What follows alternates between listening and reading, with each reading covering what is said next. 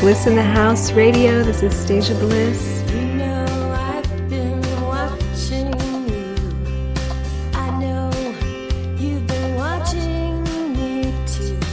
Joined by Sibel Clemens. Her amazing vocals, music, Are You Kind?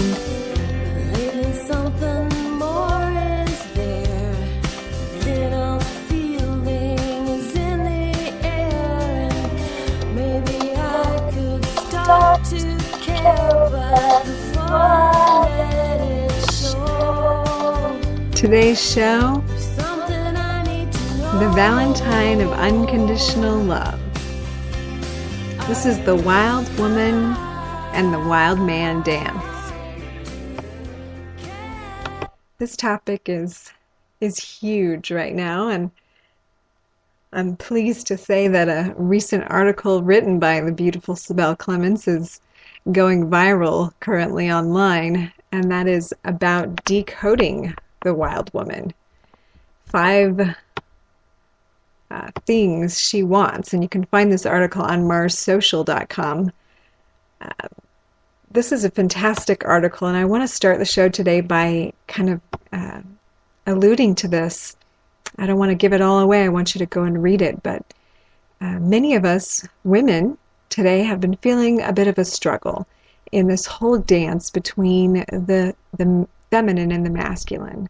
As we're looking out into the world, we're wanting to find that sacred partnership. We're wanting to find that balance within, all the new age and new thought ideas. The conscious evolutionists would say that, of course, we need to find that inner balance first, that inner romance, that sacred union within. And then when that happens, this external, being manifests as our sacred partner. And I've been writing a lot about this lately, about the alchemical relationship, the union between the other, which is alchemical by nature. That when we find that, quote, other, that manifests in form outside of us, that it's really this wild man, wild woman archetype coming together to burn off all the dross, if you will, of the lower nature, of those things within us that are no longer, necessary, that are no longer the wave of the future of relationship, if you will. As we're moving into the new paradigms of the new world, relationship itself is transforming. As each person is taking the step to become a whole person in and of themselves, relationship is becoming a very different dynamic. And the wild woman, the woman who is in touch with the divine feminine, with her natural instinctive nature, is being unleashed, not just in the female, in the woman, but also in reality, in the world, in the consciousness, even in the man. The wild woman nature is that which is the creative force, the intuitive force, that which is willing to surrender to inspiration, to the inner knowing that is beyond the logic, beyond the reason, beyond linearity, that is in changeless change. And if we're approaching relationships still from this idea of a linear unfolding, then, and we are a wild man or a wild woman, we are in touch with those faculties, then we're finding a lot of difficulty. And even if we're very advanced conscious beings, we find ourselves in a relationship with what we think is another advanced being, or we're seeking out this relationship and we have these interactions. And guess what? The alchemy begins. This wild nature is meant to help pull out, suck out, release, remove, purify all of that lower tendency, all of those parts of ourselves that are not showing up in their greatest manifestation, in their highest expression. And that is what the alchemical relationship is supposed to do. It is a purification rite. And, we each go through this process ourselves individually as we're awakening that inner fire, as we're purifying all of our inner centers, our chakras. We're throwing off old tendencies through each of the chakras awakening and activating. And we have to come face to face with these patterns, with these conditionings, with these beliefs and ideas that have been perpetuating themselves, not just in our own lives, but have been handed down to us generationally from, not only parents and grandparents and, all of our ancestors, but are coming through from the wholeness, from life as it's been recycling itself, if you will, from the reincarnated pattern of humanity that is ready to shift to the next dimensional level, the next sphere. As Earth is waking up, she is the wild woman in its greatest sense, ready to, throw off at this idea that the logical, masculine, human, tyrannical mind has any idea how to harness the feminine. So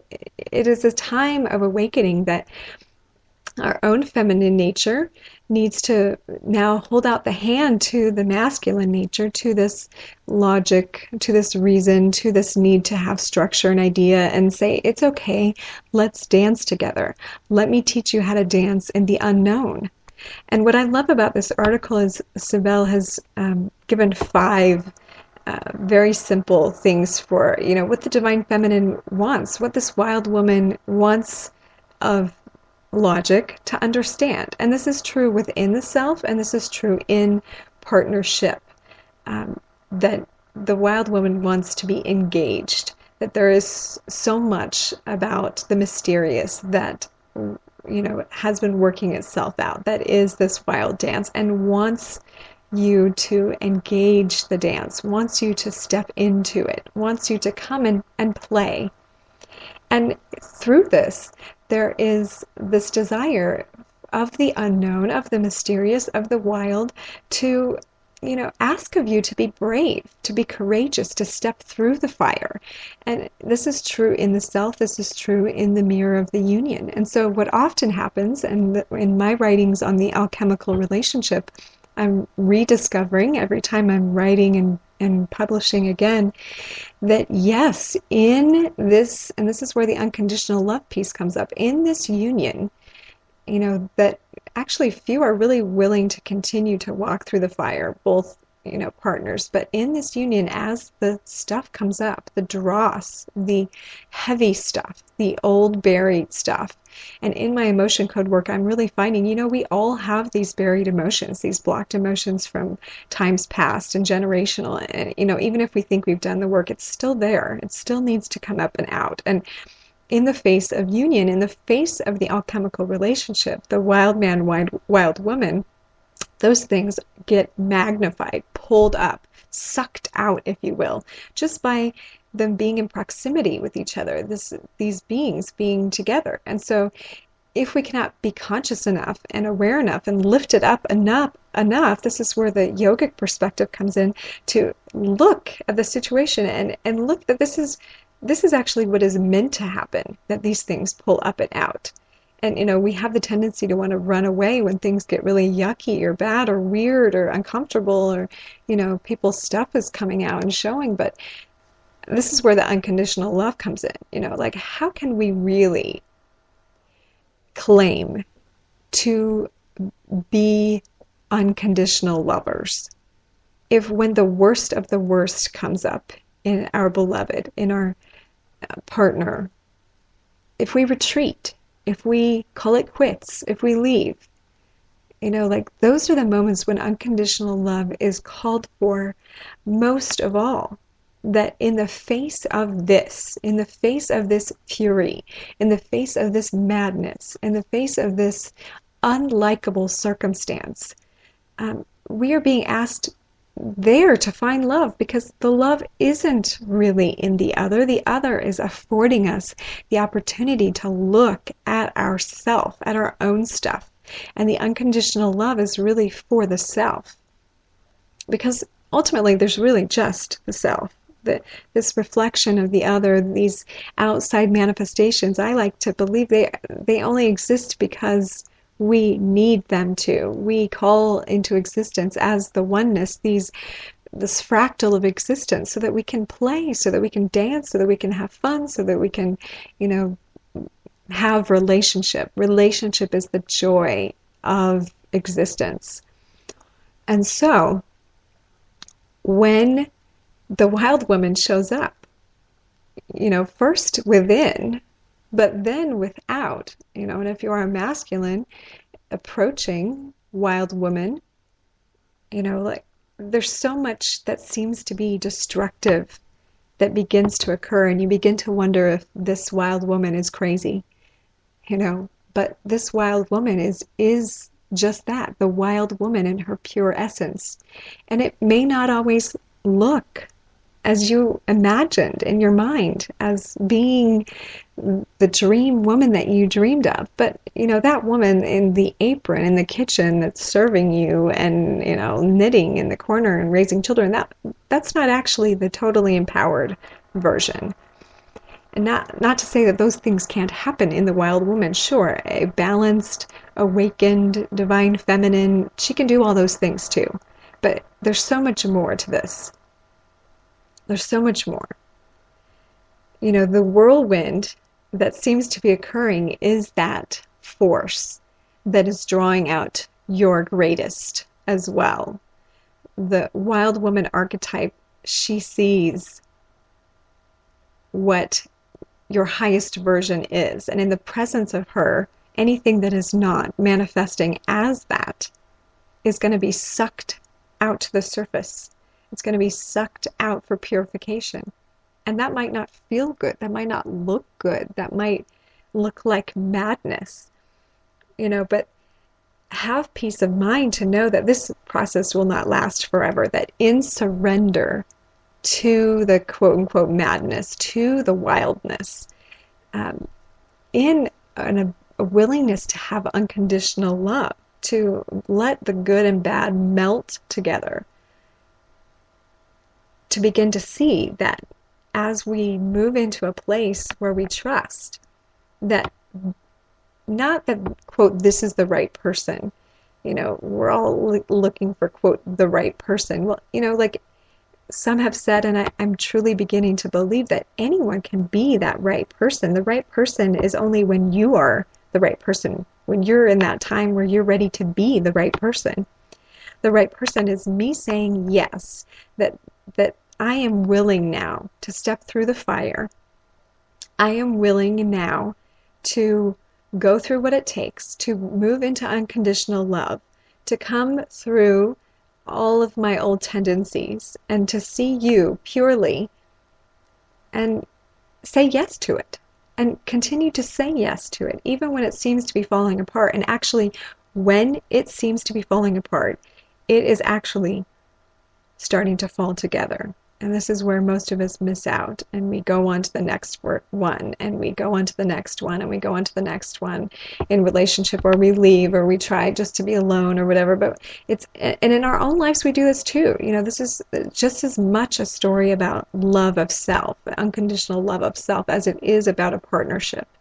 When we are going through our own personal transformations, when we have said yes to a transformational process, and say we, then let go of the norm or the comfortable, our old job or a relationship or, a house or whatever it is, then we become really uncomfortable sometimes. Sometimes things seem to be falling apart. Maybe we seem to be broke. Maybe we seem to be losing friendships. And it seems to be crazy that we've even made these choices that initially seemed right.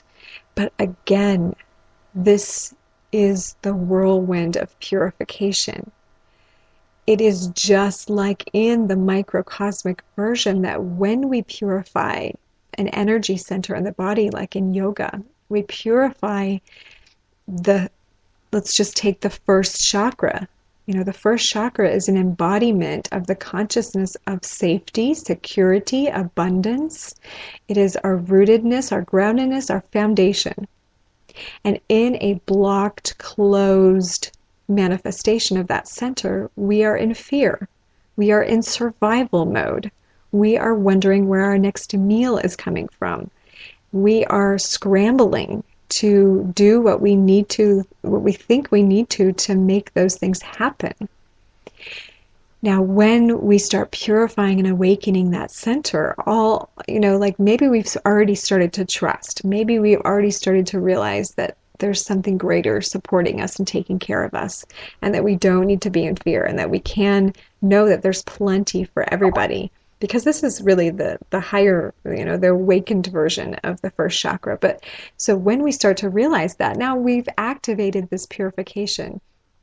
The Kundalini energy that moves up and down the spine, that awakens all the centers, it does that. It moves up and down. It kind of starts to lift and it goes back down. It raises her head, it goes back down. So we can have multiple experiences of awakening the centers. But when they really start to purify anything that's still stuck in there, a belief of fear, a doubt, all those things, they can come to the surface again on their way out. We can re-experience a doubt or fear, a clinging, I'm in survival mode. But if we can do that with awareness, with a detachment, and that's why it's said in yoga to awaken the third eye center first, because this allows us the observer attitude, that we can observe the awakening of the chakras. We can observe that when these attitudes resurface, that we know that they aren't us now. They aren't the reality that's taking place. They are the leftovers, the ghosts, if you will, of old beliefs blowing up and out in the whirlwind of our chakras. The vortex is spinning faster and faster, cleaning out that center. If you have a mucky pool of water, and you put like a blender in it, or some kind of a fan, some kind of a machine that will stir it up, and it's pushing air out from the middle.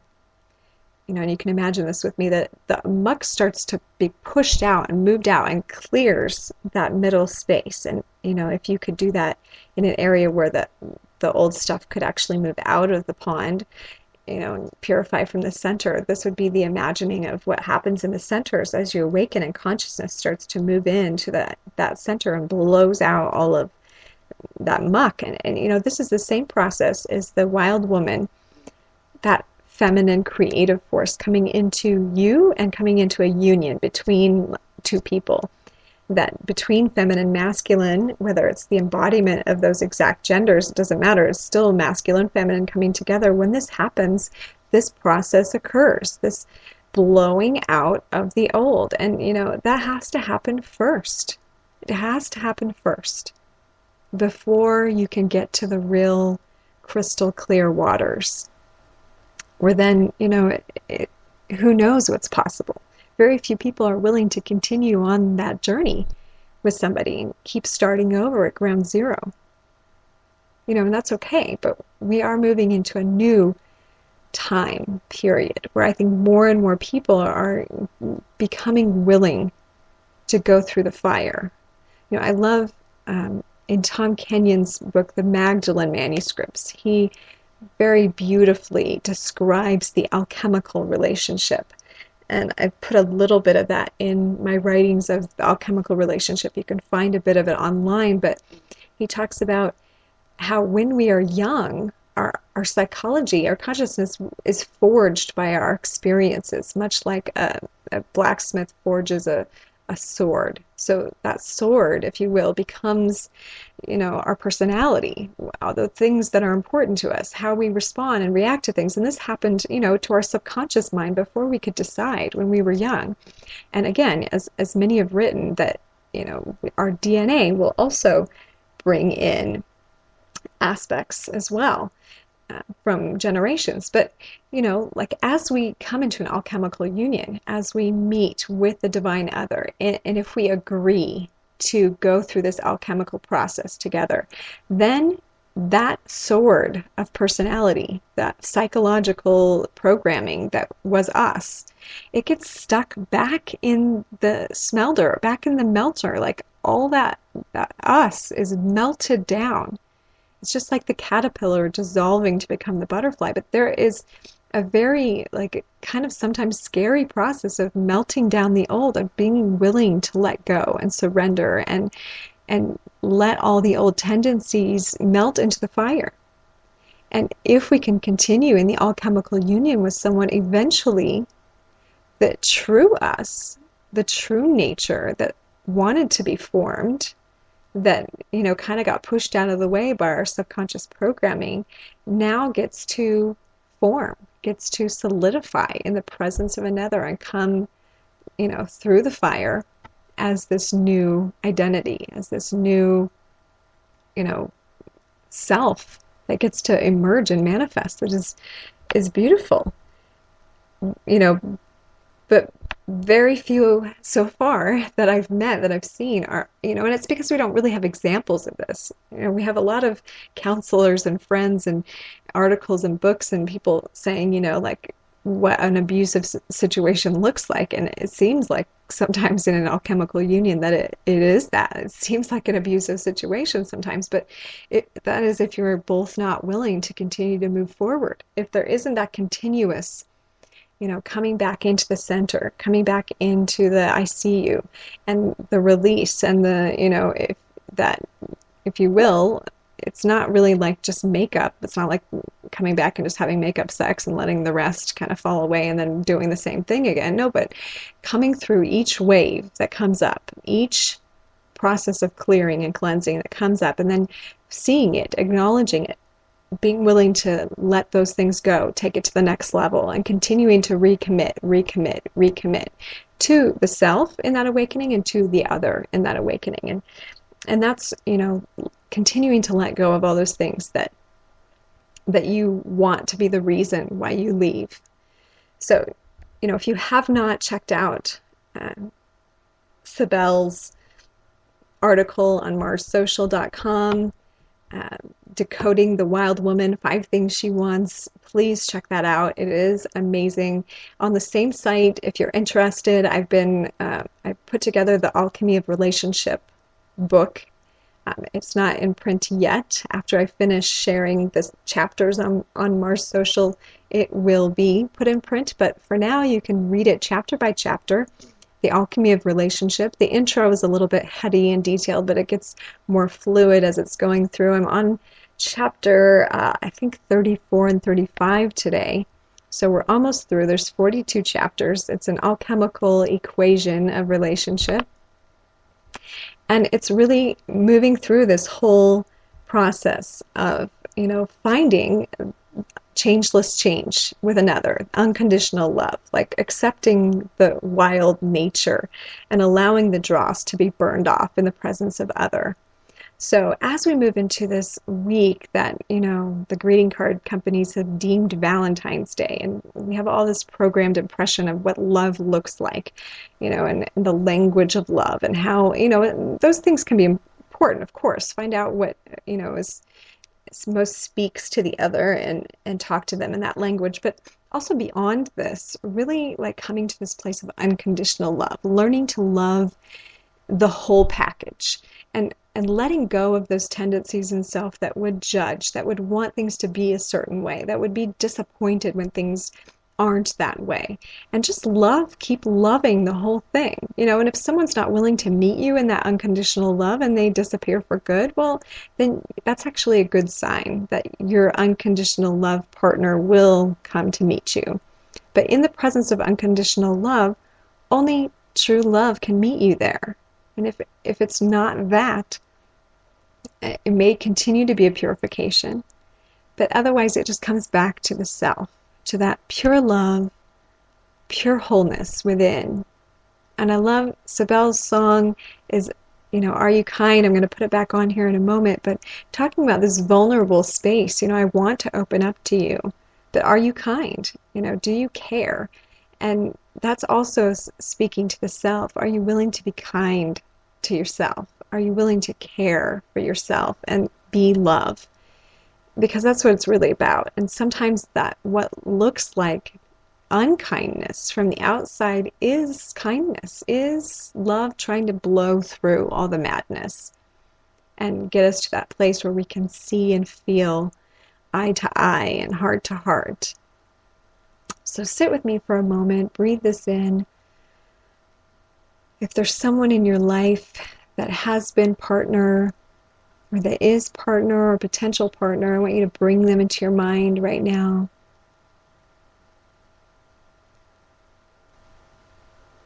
And allow this energy of unconditional love to flow between your heart and theirs. So strong, like waves and waves and waves. Pink light, white light, that helps to move in and purify, push out all of those inclusions, those dark spaces that we're all inevitably carrying around. You know, from my writing, sometimes the greatest disasters are simply doorways to the best gifts of our lives. Maybe doors we would have never chosen, and therefore would never have reaped the rewards that we have stubbornly insisted to decide for ourselves. So, the greatest purification is the broken heart, the open heart, allowing the heart to break open. Let the love in, let the walls down, let the purification occur. I like to say sometimes the harder we cry, the closer that we are to that pure space. And I love this quote by Almin, although all relationships mirror to us that which we are, that which we judge, that which we've lost, or that which we have yet to learn, few of us take the time to observe the profound lessons they bring. So, if we cannot stay, if we must move on, if we cannot make it through that particular fire, at least get the lesson, like get the insight. I like maybe better than the word lesson, but each has an insight. Sometimes we're drawn to somebody that is manifesting those things we judge. Not just the things we are, it can be that too, or those things we've lost. Maybe parts of ourselves that we have lost that we want to get back. We're seeing them again. Or that we have to learn still, that we have to embody still.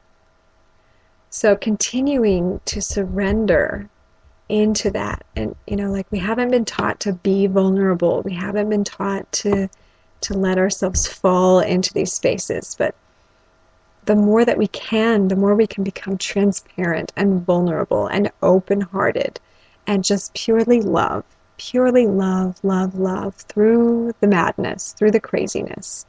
And let those that we, declare that we love, we claim to love people, and then when they seem crazy or they seem mad, we suddenly don't love them anymore. Well, we never really loved them in the first place if we can't love this too. We sometimes think, oh, I was fooled because then they became like this. And it's like, okay, well, what is that showing for us to love? Can I be a lover of all things? And if I can, then will the best things show themselves to me? Because if someone truly, if you think of it to yourself, if someone can love me in my very worst, because, in our worst, when I'm in my worst, I really know that this is not me. Don't you know that when you're manifesting some crazy thing, like you're yelling at the top of your lungs, there's this little part of you that's like, whoa, this is not even me. I don't know where this is coming from. But it's coming out anyway. And that happens to everybody. I believe that, the heart is wanting to scream out, is wanting to open up and embrace. And in the emotion code work, I'm finding, many of us have literal emotional blocks around the heart. And so the things that we're trying to project from the heart, we're trying to send love out, it's getting jumbled through this veil of emotions that are blocked there. But if we can love, pure love, and send that environment of love out, we're helping to heal and open the hearts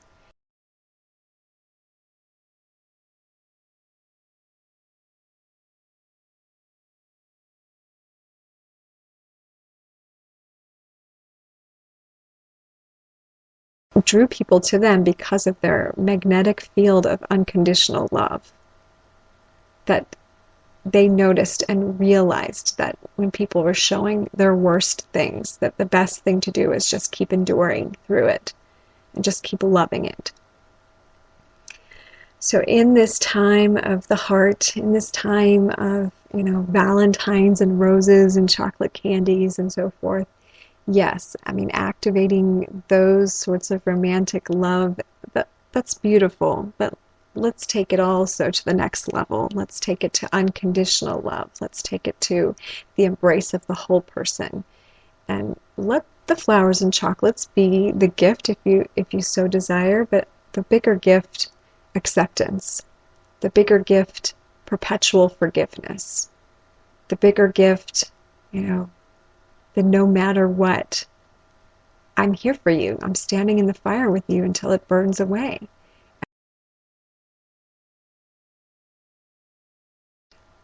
Because I'm another child of the one with you, and I see you.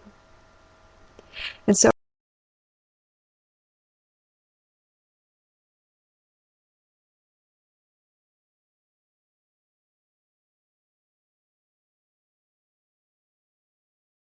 we're connecting all those centers and blowing those centers out together, but I can do this for you, you can do this for me. As friends, even, online, virtually, we can stand here for each other. And if we're allowing ourselves to be vulnerable and let it out there, let our hearts be open to one another, hear what's being said, even through these strings of rude comments that sometimes show up. Okay, I love you too, it's okay. Those things need to be said somewhere. They need to be brought out. Let's not take it personal. Let's not fight amongst each other. Let's allow the purification to happen. Let's be that alchemical fire for one another in the wild nature as she's trying to unleash her creativity in each of us. Sometimes it doesn't look pretty to begin with. So recognizing in each other, that person's wild feminine is trying to bust out and it looks a little wonky right now. It looks a little negative, but it's busting out. Bless that person. Pray for them. Bless and send energy that wild woman can fully come out uninhibited, that she won't be squashed, that creative divine inspiration, that we can see and encourage and lure her out and dance with her in all of her beauty and all of her manifestations, and that logical mind, the masculine in all of us, not just in the men, can hold the hand out and dance and,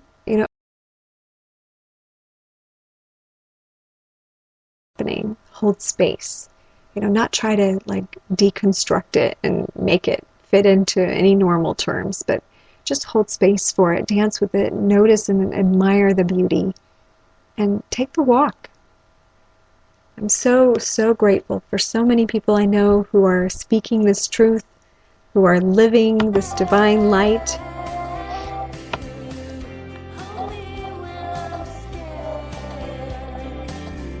This is Stasia Bliss. This is the Valentine of Unconditional Love. Thank you so much for joining me today. Again, you can visit me on blissinthehouse.com. This is Sibel Clements music. Are You Kind? You can find her on sibelclements.com. Don't forget to check out those Mars Social articles, Decoding the Wild Woman. Have a great day. Namaste. 'Cause I'm a little shy. Others pass me by. They don't see who I am inside, so they let me go. But if you take the time to get to know me, you just might find something more than meets the eye. Lots of room to grow.